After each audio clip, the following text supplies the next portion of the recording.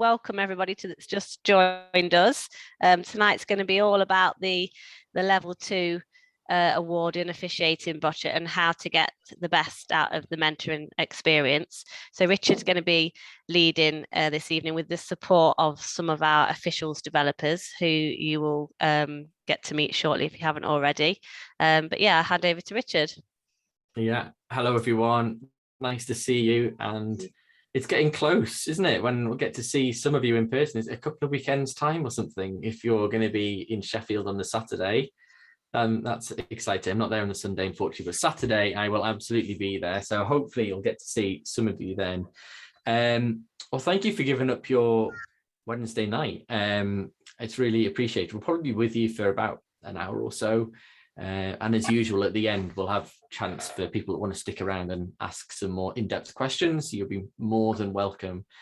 Today's probably a bit more, this evening's probably a bit more of a casual look at this program. You know, if you've been a regular on the Wednesday nights when we've been looking at rules and stuff, it can be quite intense, it can be quite fast paced, but this is much more relaxed really as we go through this evening. Feel free to ask questions as we go, hopefully about the stuff that's on the screen. If you've got a burning question that you're thinking he's just not talking about it, just hold it, because I might be talking about it later, and if not, there will be absolutely a chance at the end to answer questions. In fact, I think the very last slide is called FAQs, so where I've tried to second guess some of the questions that you're going to ask. So, you know, I'll keep you in suspense for that as we go through tonight. But really, we have got a bit of a slide deck, but we will do a little bit of breakout rooms and chat as we go through tonight as well. So hopefully just a bit more of a relaxed evening, and one that hopefully you'll really benefit from as we look to start this new, well, it's a new era, isn't it? I think a new era of boccia in the next couple of weeks.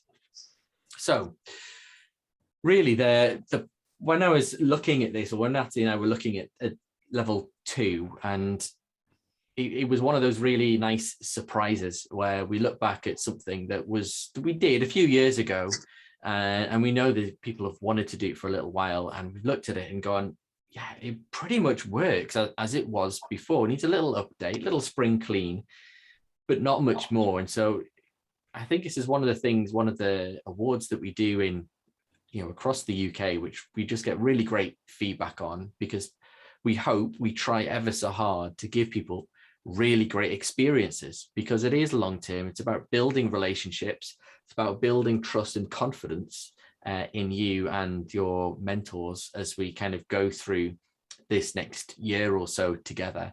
So hopefully it's a really exciting program, and it's not the usual, you know, you go and do a course, you have a multiple choice test, get your certificate, see you at a competition. It's much more, you know, hand in hand throughout developing our skills.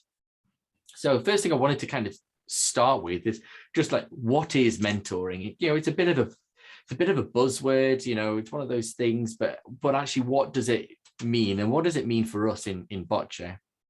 And really I've kind of paraphrased this quote or definition, which is: a mentoring is a learning relationship focused on long-term development. The primary purpose is to drive boccia growth, building skills, knowledge, and understanding. And if that sounds, you know, quite soft and progressive and warm, well, that is exactly what it's meant to be. It's not meant to be cold hard.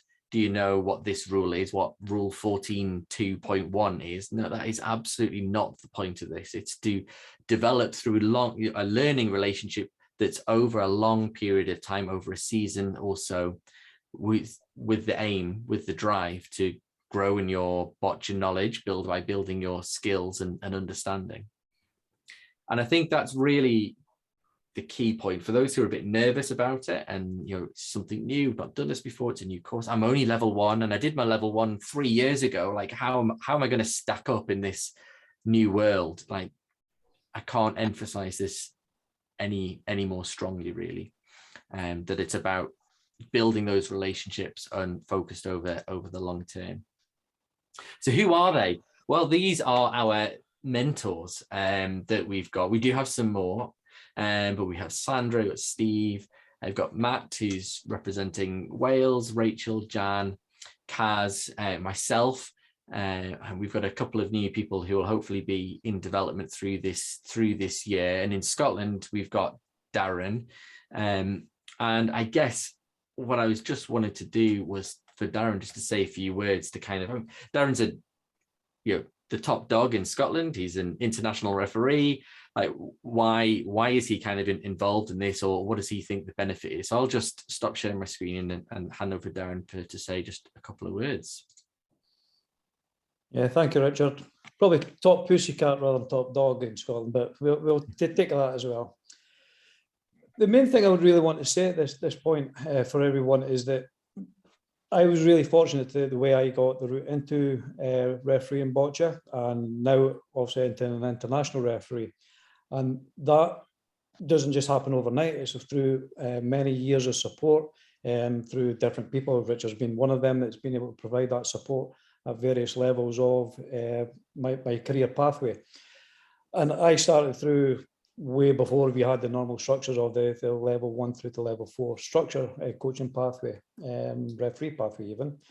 But at each level, there was key individuals that helped me, and that was either through the governing body, through Scottish Disability Sport, or those individuals.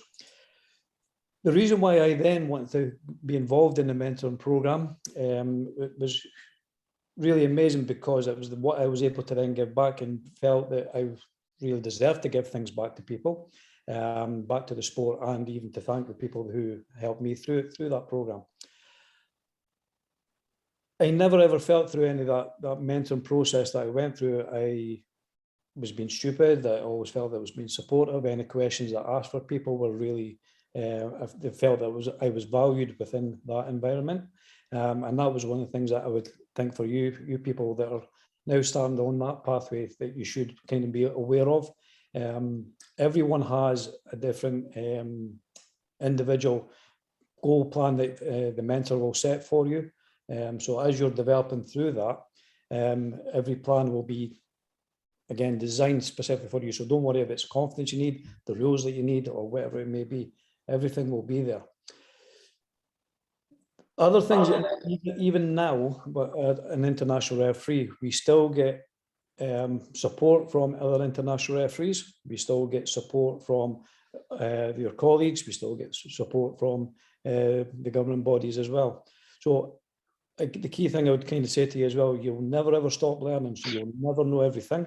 It doesn't matter what you think you know right now, there's always something new that you will learn. The different interpretations of rules that will be there, so don't worry. As Richard said earlier on, you did your level 1 3 years ago. I've never done anything since. What am I going to do? That support is there for you through this mentoring program, and that's why that's designed in the way it's designed, that you can be at the end of a phone call, at the end of an email, and that support can be as formal as you need it to be as we go through the progress, and actually record everything and do your mentoring matches, or it could be informal through a quick email. You'll get some feedback, just not really sure about what I need to do. Remember, you said this to me before. How do I actually do that in reality?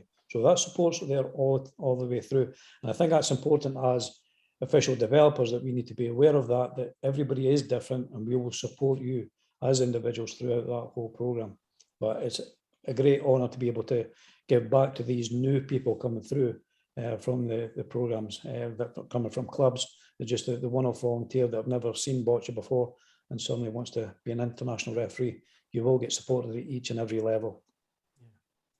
I asked Darren to say just a couple of words, and we've had a monologue. Thank you. That was great. That was brilliant. It's the passion that's there. That's what. Yeah, absolutely. But one of the things just Darren picked up there that I just wanted to kind of highlight was as an international referee, like you're always looking to learn, and that could be through formal ways. And internationally, they are starting to do a bit more formality around it, but it could also be in formal ways. I was in Dubai in November at the championships there, and every one of the games which I refereed, and I had an international as my liner, I asked them beforehand, will you just watch my game and give me some feedback at the end of it? And I had a couple of them saying, I can't give you feedback, you train me. It's like, no, you absolutely can give me feedback because you see things from a different perspective because you're literally a liner and I'm on court. And I think that you will see the top referees, whether that's level 2, 3, 4, will always be seeking that, even when it's outside of like a formal level 2 award. We're always wanting to improve. And I think one of the things that we've learned internationally is that no other country does this. Like, no one else really has this in place. And that's what's really exciting. I'll talk about that in a couple of slides time. But what I really wanted to do was to start, I suppose, with the officials, developers, the kind of the people, as it were, that they're going to be supporting you. And I shared this with them just before we came on this call. Really, their role is very simple. It's just to support your development through the level 2. It is as simple as that. There's lots of words on the screen, but it is ultimately there to support developing officials through the officials development program, through a structure of mentoring and assessment to achieve the level 2. And I think that's what's really important. The words there is to support, to achieve. And I think if you're a little bit nervous, a little bit anxious, if you have that in the back of your mind, that we are here to support you to achieve your level 2 in officiating boccia. We do that in a number of different ways. And one of the ways that we do it is simply through, in a very broader sense, guiding you. So we're going to watch some of your games. We'll be on the sidelines, we'll watch your games, and then afterwards, we'll talk to you. We'll have a chat to you and kind of say, well, how did you think it went?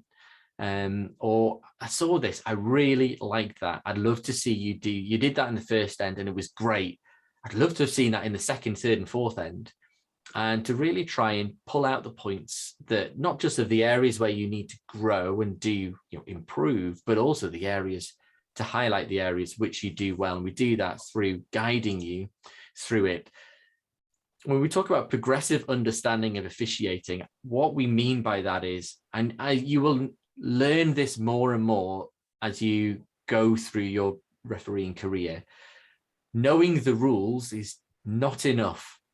In fact, it's maybe not even 50% of being a good referee.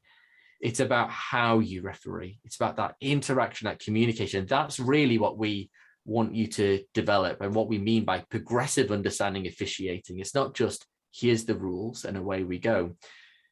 In fact, in level 2, there is no multiple choice question. There is no quiz on the rules. Yes, you have to show that you know the rules. That is a part of it. But we have 13 areas or 13 criteria. Knowing the rules is one of the 13. So that just kind of puts in context the holistic view of the holistic referee that we're trying to develop. Through this, of course, we're going to help you with acquiring knowledge. There is a big gap between level 1 and level 3 from the stuff that you've done to that national level. And we'll talk about the gap in a moment or two, but we're there to help you through a step-by-step process, a step at a time, by sharing our expertise with you through constructive feedback and actions. And it is constructive and we all will have areas to improve, but we do this in a structured, encouraging, well-meaning way that actually means that you can change. We don't just say, oh, you need to change this, but then don't really tell you how to change it. All of the constructive feedback should be followed up by an action. Well, have you thought about doing it this way rather than, or why don't you, next game you have off, why don't you go and watch such and such referee? They do this thing really, really well. Go and watch their game and see how they implement it. Just as Darren said, this program is adaptable and flexible. And the reason why it is because it's really personalized. We'll show you some of the paperwork in a bit, and you'll really understand that you all start at the same point, but ultimately you've got different experiences, you've got different knowledge base, and almost from the very first end, the mentors will be adapting and be working flexibly to ensure that you get what you need in order to be successful as level 2. ultimately they're there for you to grow in confidence and for you to develop your skills. And exactly as Darren said, and the last point in this one is, we want to be positive role models to you, that yes, we might not be mentoring your game immediately, but come and talk to us. If you've got a question, you're at a competition and you're just like, oh, I feel a bit silly going to the head referee about it, which is never the case. You can always go to the head referee, but you build up these relationships with people, and we're there to support you through it, and hopefully be a role model too. So again, we started this section really talking about, not about you, but talking about the developers. And we're really, to do that is to kind of put your mind at rest, at ease about the attitude, the environment that we go through. But just to kind of start putting this in context as to where we are in that pathway that I've mentioned a few times, and so did Darren, you'll have all done the level 1 in order to be on this call. And that means that at some point in the last 3 years, I'm guessing, and it may well have been a significant amount of time since you refereed, but you'll have been refereeing hopefully locally, or you may have been lining and timing at higher level competitions. And this is where the level 2 kind of takes over, is that what we're wanting to basically bring you up is to what we would call, regional level competition. So for us in England, that's the B Cup playoffs, Heathcote Cup finals, Super League matches, league finals, and in Scotland and Wales and Northern Ireland, their equivalents. But really, the plan is to get you to that level 3 level, which will be a little bit more intense, which will allow you to kind of go to national level competitions, B Cup finals, GB champs and the like, UK champs and the like, before moving on to level 4 being international. And exactly as Darren said, it takes years. You might look around and think, hey, we've got some youngins as referees. It used to be me, not so much anymore, but we've got some youngins as referees. How have they managed to do it? They're only like 23. Well, it's because they actually started age 14 and they've been doing it for nearly 10 years. And I say that not to put you off in any way, shape or form, but just to kind of give you a reality as to how long this could take. But also, not everyone wants to be an international referee, because if you've joined, I think Jan, you were on the call, Kaz, you were on the call earlier or last year, we had a call about what the life is like as an international referee, and it can be pressured. I think we actually have a recording of that somewhere, and so maybe we can dig that out and share that afterwards, because that's not everyone's end game. Their end game may be to be successful at level 2 or level 3. So level 1, just as a reminder, and this is a reminder to me as a mentor as well, as to where you should be at. Level 1 is designed to have provided you with the principles of boccia refereeing, to equip you with the knowledge and skills to officiate at community leagues and competitions. And that is the level that we expect you to be at. So if you haven't refereed for 3 years or properly, or you think, I've never been to Sheffield, to EIS or Ponds Forge or up to Stirling or wherever it might be where we've had competitions, don't worry. This is what we expect, that you've got experience at community level and community competition, because all you've done is a 7-hour course with a bit of pre-reading and a multiple choice test. Like, we're not expecting you to know all of the rules. I would encourage you to dig out your level 1 files and to refresh yourself, because remember, all of the slides are in those files, so you can remind yourself of what the content. Obviously, the full international rules is also in there. Having said that, it's worth just pointing out the rules have been updated. And so if you have an old file with an old set of rules, it's worth going to the World Boccia website and downloading a new version of the rules. Level 2, as I've said, which is what we're talking about tonight, is to move you on from that stage through a series of mentoring and assessments with a clear pathway progression. Again, we've touched on it a little bit already. Back in the day, this stuff just didn't exist. It was a little bit of the dark arts as to how people got selected for things, and how did someone end up doing something. And I've certainly benefited from that myself. I remember one of the courses I wasn't due to be on, and then someone who was ahead of me in the queue for whatever reason was ill, or there was something of an issue, and I just got the tap on the shoulder. I don't know why. I took it with both hands, don't get me wrong. But I think one of the things we wanted to do was to make sure there was a clear pathway progression that's transparent, that you know where you're going and you know how to get to whatever level you want that to be through the support of our officials developers. And it's worth saying, because on the bottom point, we talk about one-to-one support and this quality assurance. You're not going to be matched up one-to-one forever. So if you get matched up with Jan, hey, top notch, that's going to be great. You're going to have a great, but unfortunately, you don't get Jan for all of yours. You're going to get me. You're going to get Kaz, who's great. You're going to get Sandra, who's great. You're going to get Rachel, that's great. You're going to get all of these people, because actually what we don't want is just, duplicates, little Jan robots of the same, the same style that Jan has on court when she's refereeing. We want, again, a well-rounded referee. So yes, it's going to be one-to-one, but you will be working with a whole bunch of us. And I know I've been up to Scotland and in the past, and we may well see some of us English folk up there, or going to Wales or wherever, and vice versa. So you will all be one-to-one, and you will be supported by the team of officials developers. You won't just be assigned Jan for the year, although that's a pretty good shout if you got that. Level 3.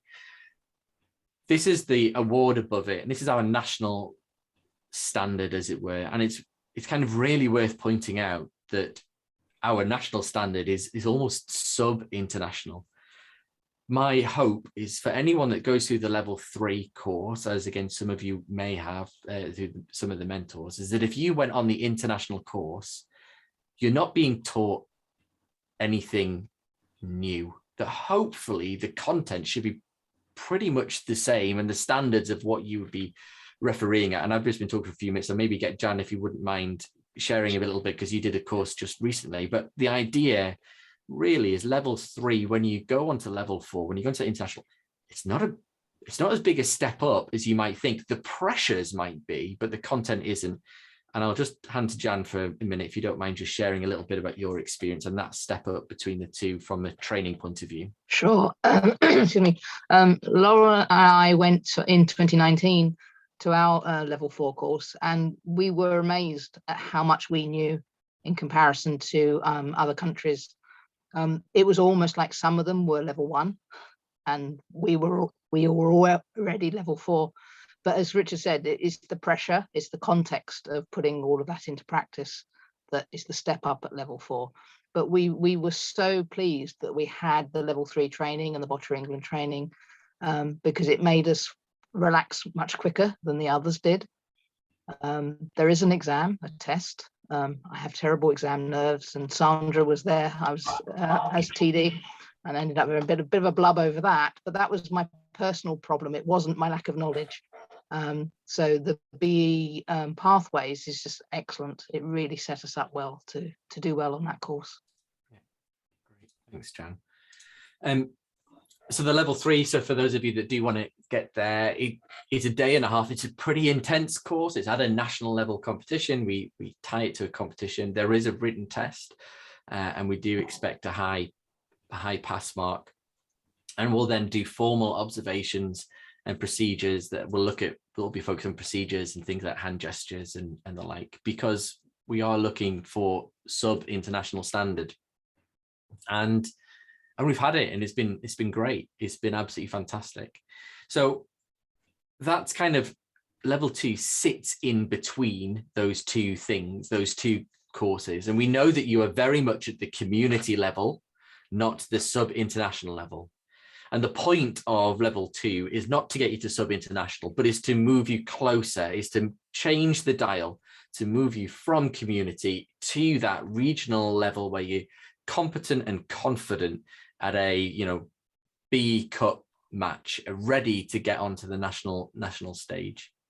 So what does it look like from a mentoring program? So we've talked a little bit about the officials, we've talked about where it sits, but what does it actually look like? Well, we do them at competitions, obviously, and it's over a season. So if we go back to that definition around long-term learning, and it's a season, and it may well be slightly longer over the next year or so, as we just don't have as many competitions as what we did back in 2019, because you do need to have a minimum of 5 matches, and they need to be across a range of classifications and competitions.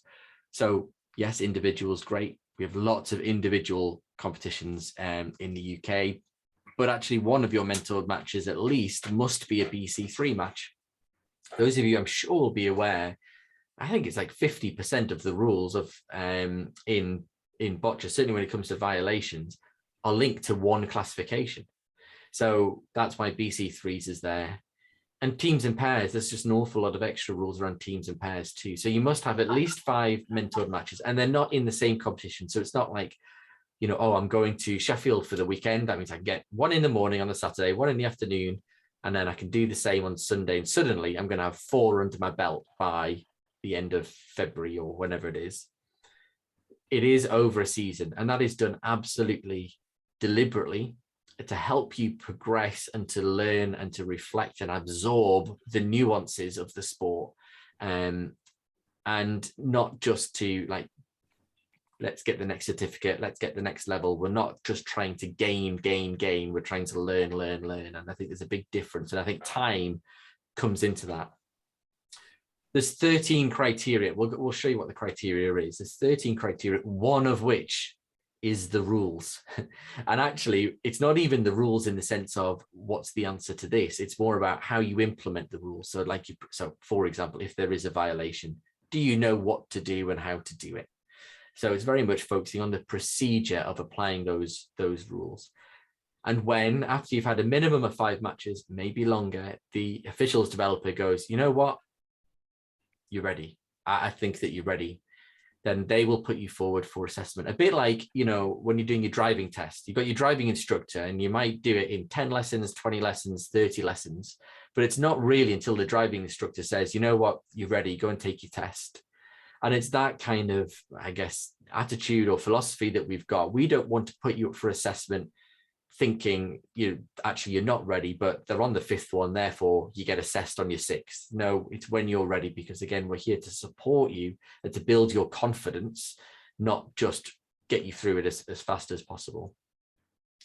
And whilst there's 13 criteria, there are comments on all of the areas. It's not just a tick box exercise. You will get personalized comments on each of the 13 areas. And then on the back, there's a big section where you'll see the official developers have scribbled all their notes. They might not make sense to you when you look back on them, but it'll help them with their feedback to you. And you will get feedback after every game where they'll sit down with you, debrief with you, see what you thought, how you thought it went, see what they thought and what you can develop, how you can develop. And then they give you the form. It doesn't go to Natalie, we'll get a copy of it, but it's your form, it's your program. This is for you to develop. And the idea is the next competition you go to, you take your form, and you had Jan in the first one, you've got Kaz in the next, you go, Kaz, really great to meet you, really looking forward to it. Here's the one from Jan, and she can read and see, oh, well, Jan picked up, actually, you know what, their positioning was slightly off. So hopefully they've been working on it. And then Kaz will be able to go, oh, I can see, I think that your positioning was spot on. You've obviously been working hard on that. And that's that tailored approach that we're talking about. Someone else's positioning might have been spot on from the start. Well, you won't see that then reflected in the notes, but maybe, I don't know, they're too quick or they need to slow down in their movements or whatever it might be. It'll be tailored to them. But the mentoring is for you. You will get 5+ mentored sheets. And I'll show you what these look like. And then when you are ready, just like a driving instructor, you'll get put forward for your assessment. And that assessment, you can, it's worth saying, it's not one and done. If you aren't successful, that's it. You could never be a boccia referee. Nope. You can go back to mentoring and have a few more mentored things, or it can be retaken after again you've done a few more matches. The classifications that we will assess you on will be a BC 1 to 5 match. It will be one of the kind of the international classifications. It's worth saying that the criteria for the assessment is exactly the same as the mentoring. There's no difference. We're not trying to trick or hide or do anything like that. I will literally show you the mentoring guide and the assessment criteria on the next 2 slides. And the idea is you need to be competent in all 13 areas to pass. Now, you'll see there it says through questioning if needed. There are some things on the assessment which may not happen. So just looking at it now in front of me. So criteria number 10 is correct management of a tie-break situation. Well, if you don't have a tie-break and it's in a live competition, that doesn't mean that you are not yet competent. What the assessor will do, will pull you to one side at the end and say, okay, we didn't get to see a tie-break. Just tell me about it. What would you do if it was a tie-break? And then you just talk it through.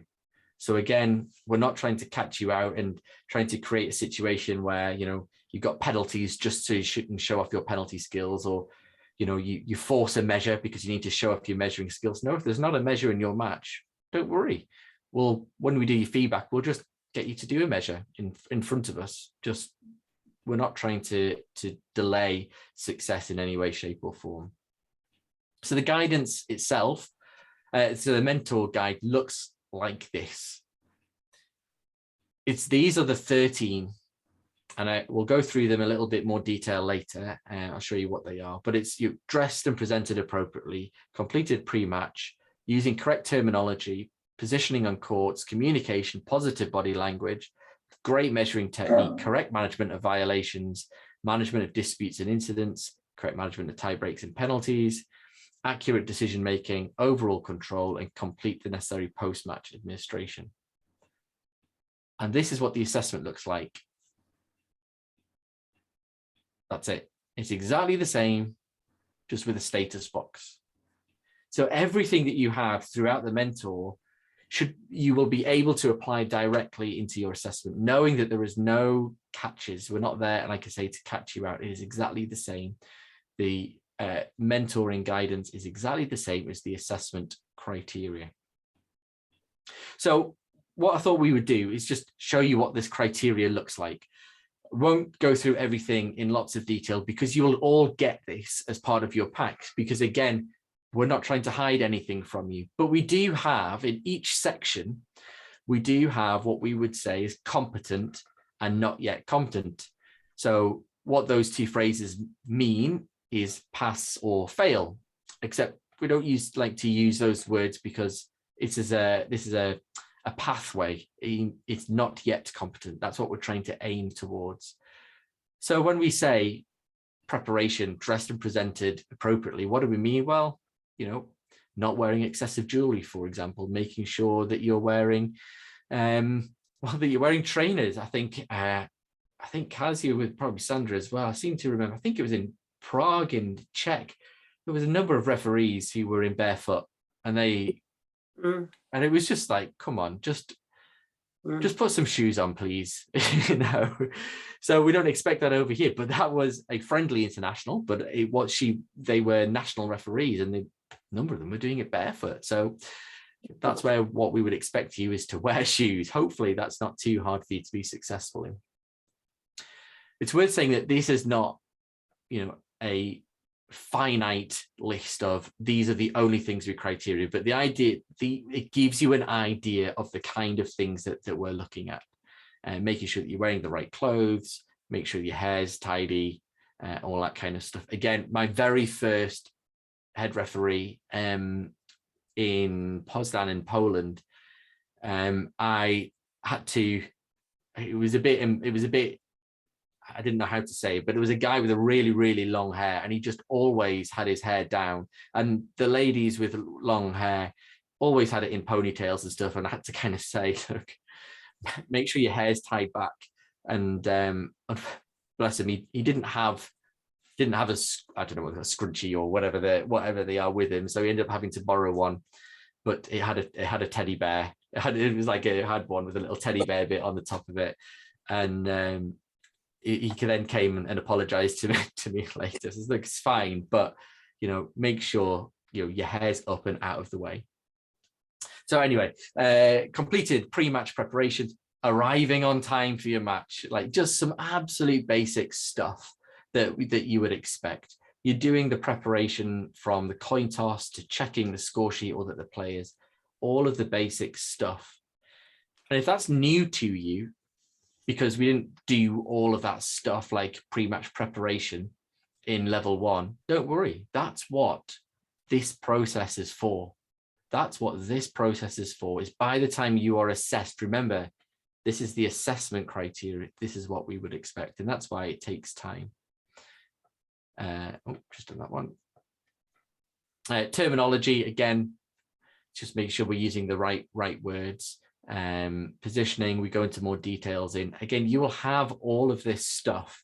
And this is what, because again, we're transparent. That's what we want to be, is transparent as to what we have as mentors and as assessors, you have as mentees and referees. So we're not trying to hide anything from you. And, you know, we have things around your positive body language, so very much the soft skills of boccia as to how to referee, much more than the rules and regulations of refereeing. How to hold the paddle. Do we need to put it back? Do they put it behind the back? Are we distracted by the neighbour's court? It can happen to the best of us. I understand that, but obviously we need to be concentrating on our game, not on the great game that's happening on the court next to us. A lot of these things, certainly the distraction point, absolutely happened back in the olden days of CP Sport, where you would turn up and there was not a schedule and you just had 10 courts and you just went and picked players up.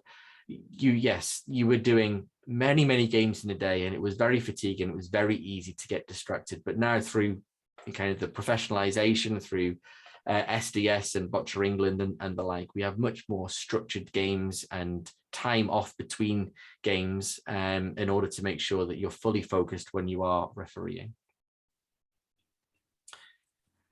Yes, measuring techniques covered, violations that are there as well. Again, just remember to download the new rules if you've not gone through the new rules yet. And the final ones were around match control. And again, it's around smooth transitions into tie breaks. It's not time wasting, it's being punctual. All of these things are very much about how you referee, not what you referee or the knowledge that you have. So before we kind of move on, that's just a brief overview of what the content is, and you'll get all of this. Are there any questions at this stage before we kind of move into breakout rooms in a second? Is there any questions about how this goes about, what you would, any worries or concerns that you feel able to share? Has there been any questions in the chat at all, Natalie? I haven't seen. I've just put in the chat actually, just to say about the documents, and most people should have them as part of their packs if you are able to dig those out from a few years ago. But we always kind of provide hard copies at competitions, and I've also just shared the link of where you can access the electronic versions as well. So yeah, get your hands on those if you want to have them in front of you at any point. But no, nothing else in the chat, but by all means shout up now.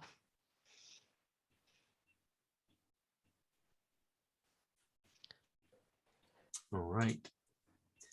Well, like I say, there will be FAQs at the end, so we will kind of have a chance to ask any more questions. So what we're going to do now, we've got about 15 minutes left with you this evening. I'm going to pop you in groups. You're going to be with your mentor, and hopefully what the mentor is going to do really is to share some of their stories and experiences about being having been mentored, or maybe when they were a mentor, how they've done things. And then what I'd like you to do is to kind of talk in your group really about what you can bring, like what attitudes do you need to bring so you can get the most out of the program.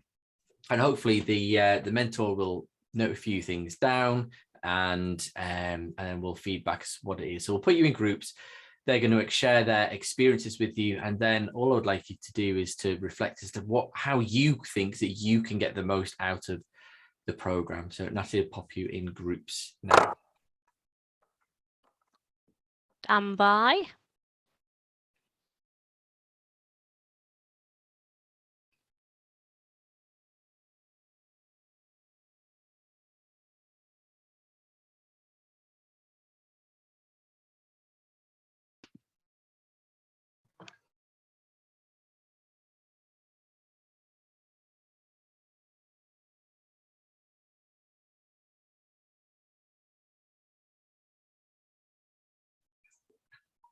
How do I get into a group? It's coming. It Message looks on like you, screen. Roy, and Sarah haven't been assigned, Natalie. Oh, Matt, actually, I'm just taking over Sarah's computer. Oh, sorry. There's no problem. hi Matthew. It'll come up on screen shortly. All right. Okay.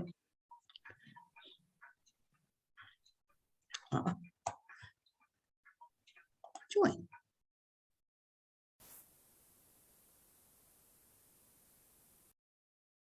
There you go. I think that should be everybody.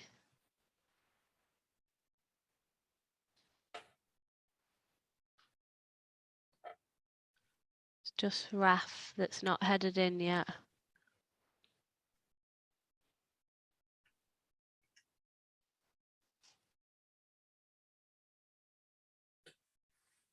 Are you with us, Raf?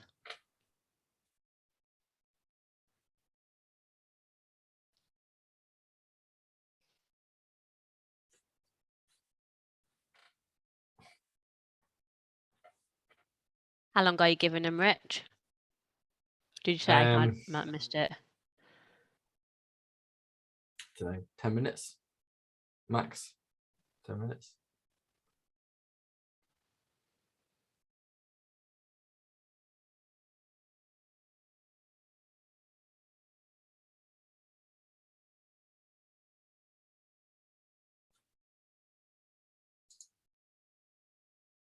That message.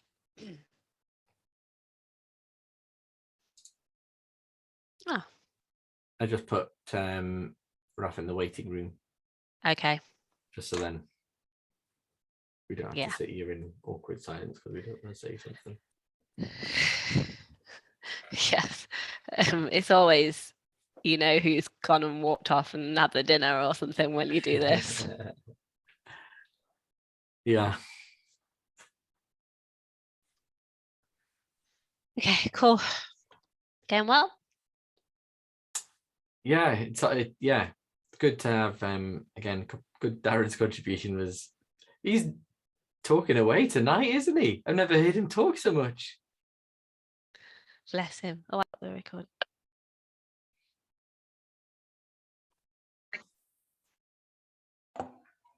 Welcome back. Hello.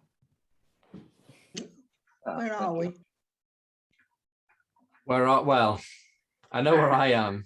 I'm in Norwich. Yeah. So I hope there's some good conversation there. I think it's always good to hear from someone other than just me. So that's why hopefully we I try to get as many voices as we possibly can. Does one of the developers want to start us off just as a few of the, how people are wanting, what attitudes they're bringing to this award? I'll go for it, Richard. Yeah. The group that we are in, generally, I think that the program's really good. I think that there's a lot of support at different levels, and people are at different stages of their mentoring process already. But they see how the program is working, and they're already starting to reflect on what they need to do for their future matches through that process of the mentored matches that they've had. And they also see where the other sport does come in. So it may not necessarily be someone there that has the answers for them, but they know how to access the answers to any of the questions that they do have.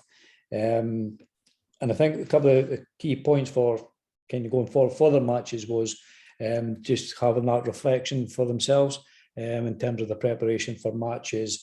And they're finding it particularly difficult knowing what to do in that situation.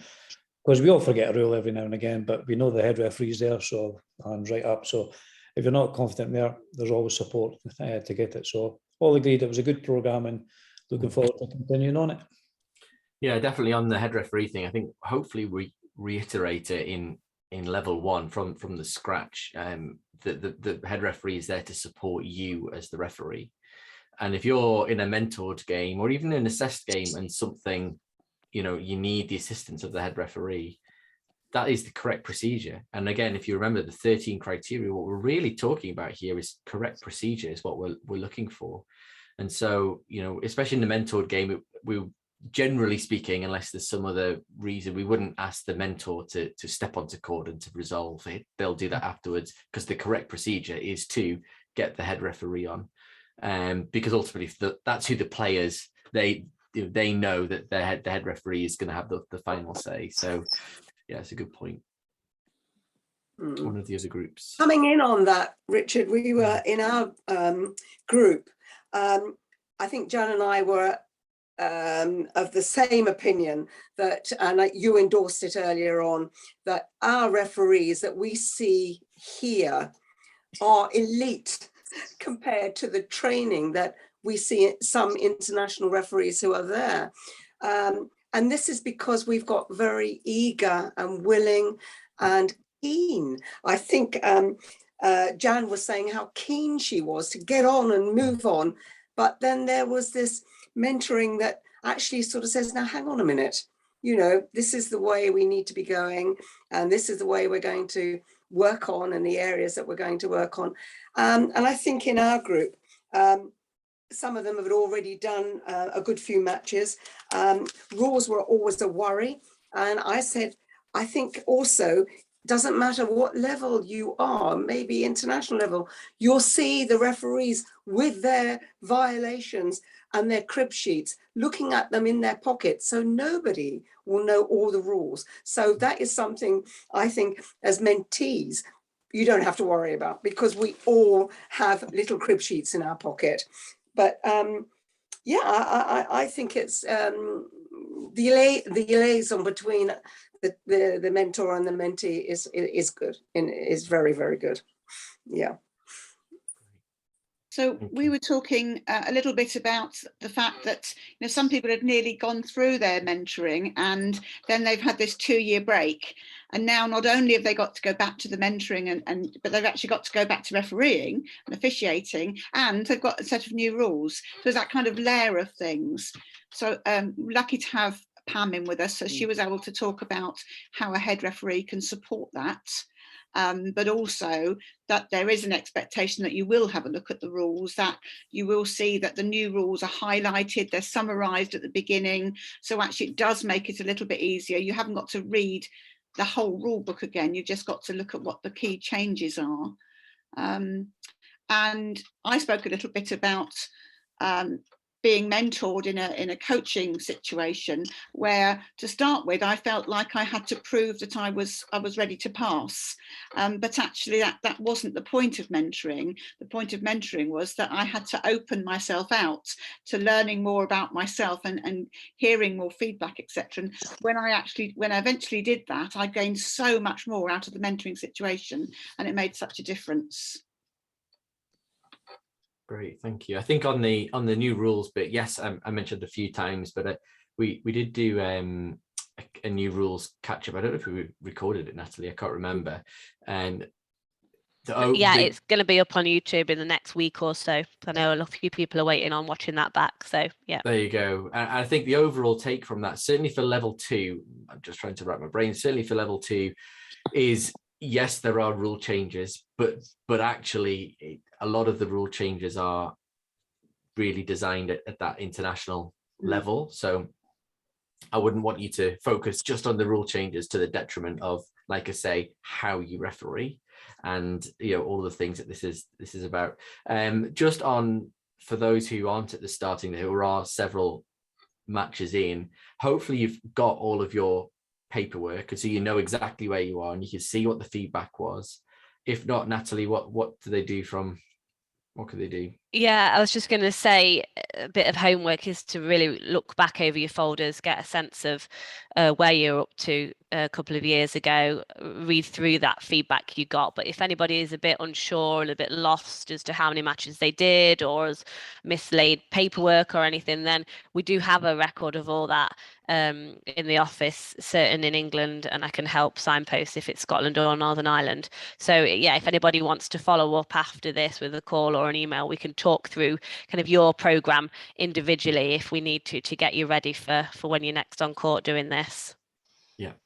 Yeah, definitely. And look, if you were at number 4, or you'd just done your 5th and you were ready for assessment and you think, I don't want to be assessed just yet, that's fine. Again, this is all about when you're ready and when your mentor's ready. It might take a couple of matches to kind of get back into the swing of it. I certainly had that in Dubai day 1. I felt rusty. There was no other word for it. It wasn't that I suddenly didn't know how to referee, but just all of those things which you don't have to think about, you just do, I was having to think about. And I'm sure that'll be the case for all of us when we hit the court. Even if we did some games, back in September and things, we'll definitely have that bit where we need to kind of get our mojo back a little bit. And we wouldn't want to like catch anyone out or put someone up for assessment who didn't feel that they had their boccia mojo. I should stop saying the word mojo, shouldn't I? So was there anything else that was pertinent that came up in the groups that anyone wants to share before we just move on to the last couple of questions and wrap up for this evening? I think we had one other small thing, which again has come over from coaching, actually, where we're just getting together with athletes again in a coaching scenario at kind of England level.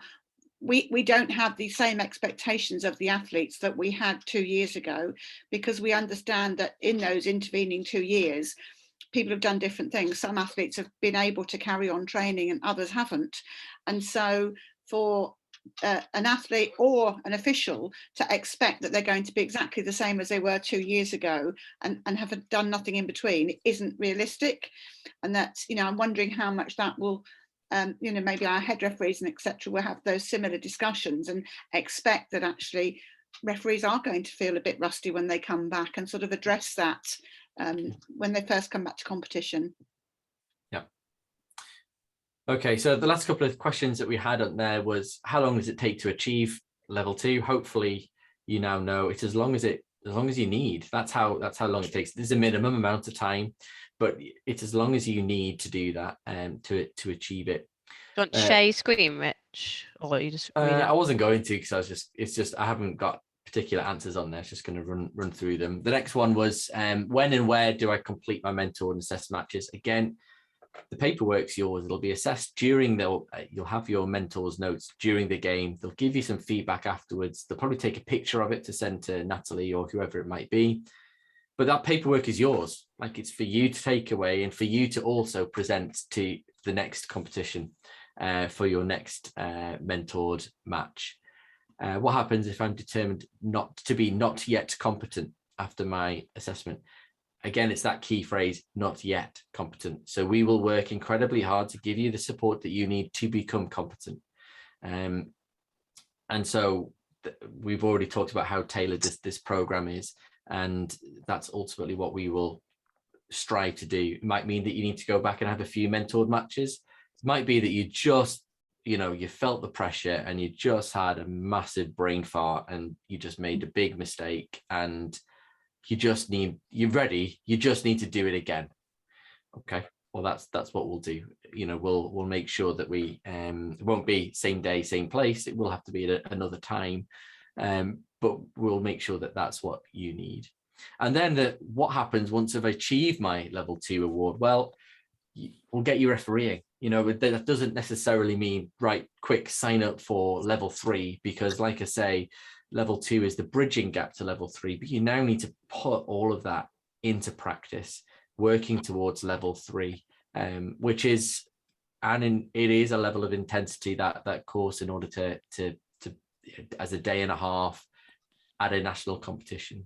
But again, this isn't about rushing. This is about getting it right for you. So that's what you do. Continue to referee. We'll continue to give you that experience.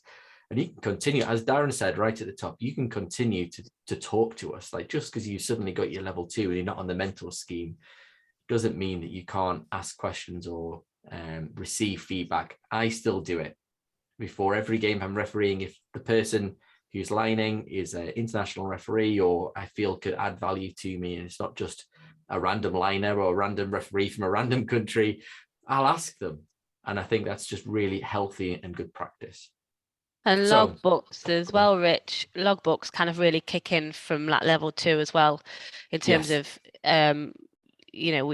those that have achieved the level 2, we always see they're first in line presenting their logbook to the head referees on competition day, because they're eager for that feedback. So I think, yeah, continuing with that once you've achieved as well. Yeah, and when we do the head referee training, we are very keen. So on your logbook, you put all of your matches that you've refereed and lined, and then there's a comments box there. And we in the UK are very keen to be constructive in the comments that we have. It's not just well done smiley face or thank you smiley face. There should absolutely be a compliment in there, because you've given up your time and hopefully you've learned to progress. But we'll always try and say, I'll have a think about this, or words to that effect. So that is the way that we, in between courses, we continue to give more formal feedback through the logbook system. But there you go. Hopefully that's a little refresher ahead of the weekend in a couple of weekends time, or whenever competitions are up and running in wherever you are in the country.